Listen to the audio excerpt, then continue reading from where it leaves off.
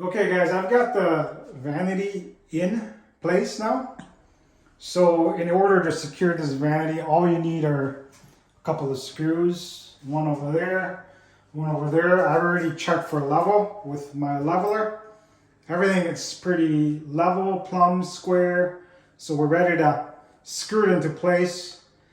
I don't know if most of you are still using the traditional stud finders, the electronic battery operated stud finders, but I hate those things. I just use this really simple magnetic stud finder, and it's got a little bubble here that you can check for level. You got a little arrow that points up or down.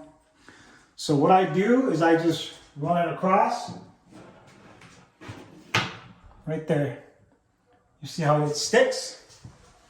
That's because there's a screw head in the back. A screw in one drill where they drill the drywalls in. So you know there's a stud right there. Another way to double check is you can knock it too. See, this is kind of hollow. This is a lot more firmer sound.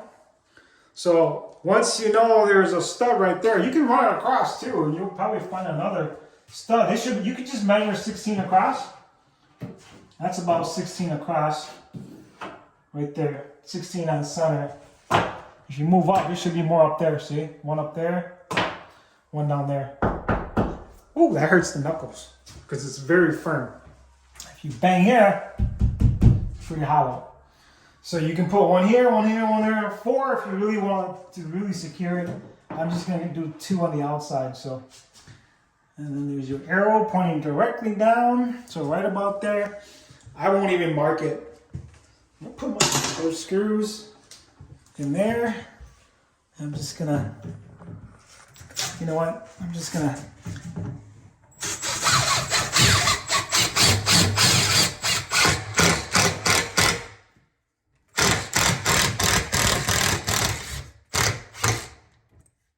right there. I have the cabinet screws. They're a nicer cabinet head. They're flatter, so they go in a little nicer. I don't have it here, so I'm just going to use these. And over here, honestly, you probably don't even need a stud finder. It's probably going to be right around here somewhere. 16 on center right there. If you wanted to, you could just kind of angle shoot it into the corner there, but I wouldn't recommend that. That usually tends to split this back piece of your cabinet there, so I just put it right in the middle. You kind of don't keep hammering away at your trigger. Just do squeeze it. See how that gives you a nice entry.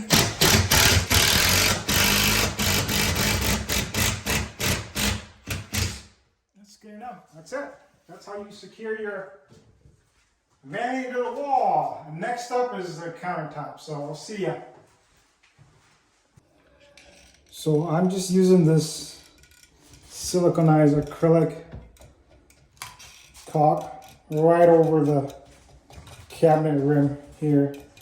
Once it adheres, it's just as good as you using adhesive.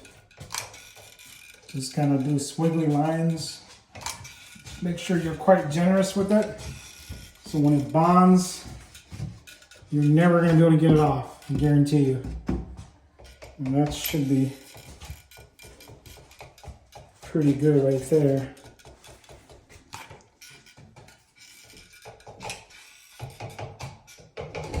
All right, that's pretty good. Let's go.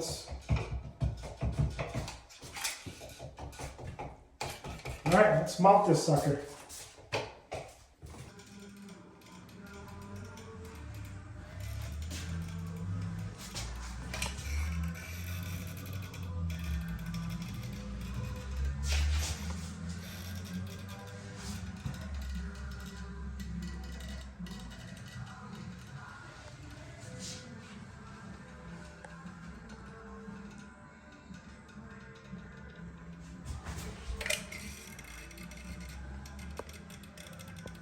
bigger gap, so you gotta go slower, fast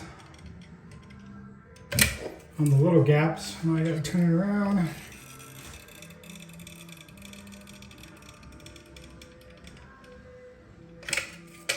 That's good. And this is pretty big of a gap, so I gotta fill this in with foam. They call it like backer foam. Put the backer foam in here, and then you just fill it in so the caulk doesn't fall through. So I can't do that, but this looks good. And then what you gotta do is wait for a second, Tristan. Hang on. So I don't have running water. The water meter is in, but they gotta come turn the plumbers gotta come turn the water on. So I don't have running water, so I'm just gonna use bottled water. You gotta. Some people like to mist it with like a spray bottle, but that's a little too much water for my liking. So just gonna wet my fingers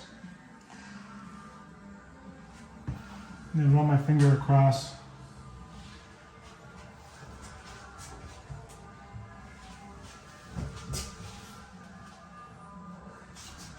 And then I'll just run it one more time.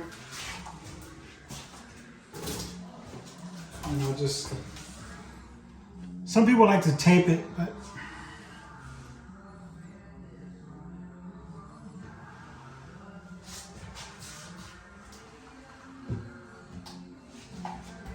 it's good. And I'll just come in and clean it with a wet rag. Right along the top of the backsplash. It'll give it a nice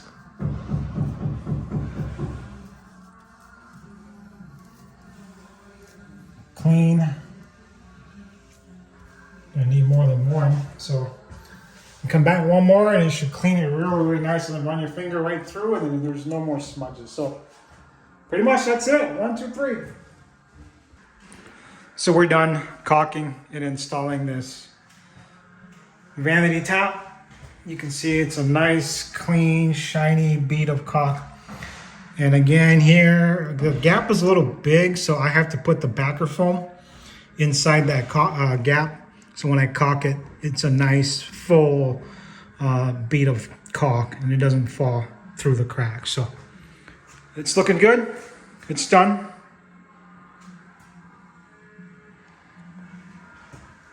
So now I just gotta go grab a couple of faucets.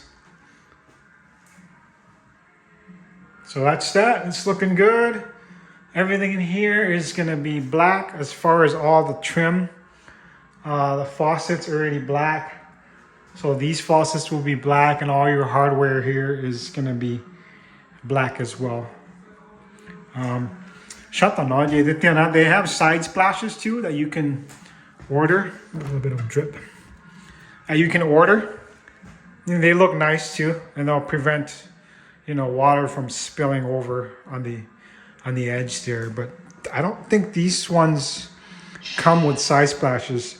Typically, those are more for like granite, quartz, marble, and this is kind of a manufactured hard top. So other than that, it's looking good. And this morning we had a little bit of issue with power inside this house. Excel didn't tighten their cables outside the box, so it was energized, but we didn't get sufficient power to the house. So Brother Peng had to come out here, troubleshoot it, tighten up their lines, and then we got power. So now Jeff's able to do his trim work. So let's go downstairs real quickly, Shay. Jeff, what's up? He's only been working for we had that delay this morning, so let's see.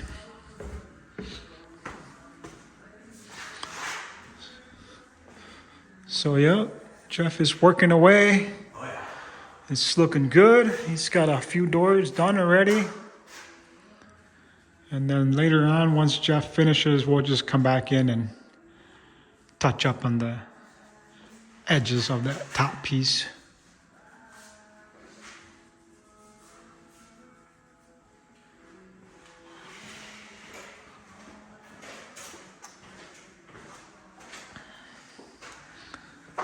Yeah.